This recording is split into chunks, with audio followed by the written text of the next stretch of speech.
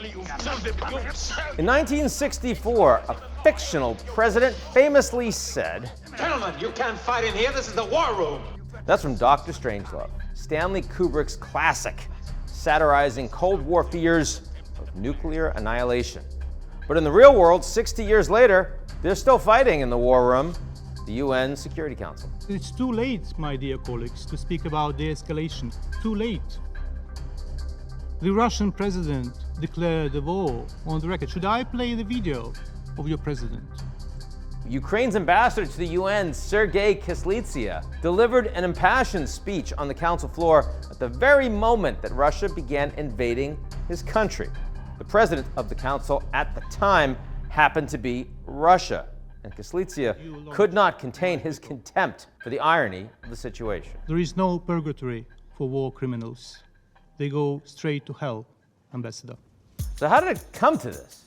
The Security Council is a crucial organ of the United Nations tasked with promoting and maintaining peace globally. It has the power to pass binding resolutions, and there are 15 member states, 10 non-permanent members elected for 2-year terms, and then 5 permanent members known as the P5, including Russia. To understand why Russia has a permanent seat, we have to go back to the creation of the UN in 1945. The institutions that defined the world order in the years between the world wars were eroded. I'm looking right at you, League of Nations. So there was an urgent need to build new ones.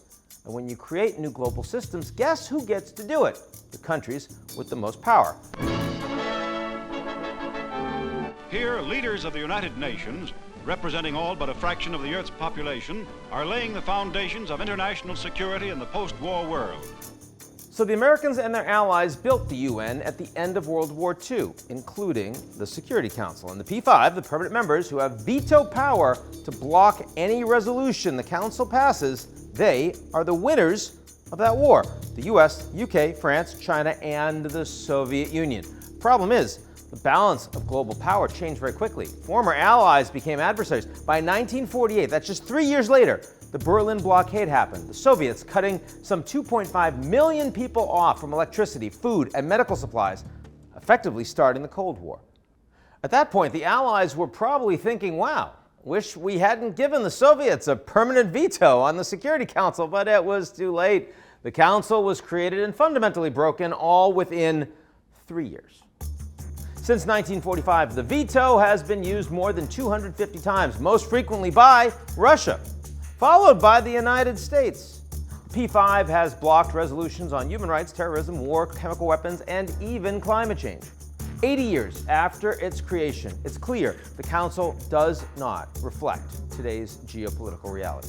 The Security Council that retains the power of veto in the hands of a few will still lead us to war. Russia's invasion of Ukraine has ramped up calls for reform to a fever pitch, and some powerful member states might finally be willing to listen. The time has come for this institution to become more inclusive so that it can better respond to the needs of today's world. President Biden has called for increasing both the number of permanent and non-permanent members, including permanent seats for countries in Latin America, Africa, and the Caribbean. There's no question that we need a more effective and inclusive body to protect international peace in the modern era.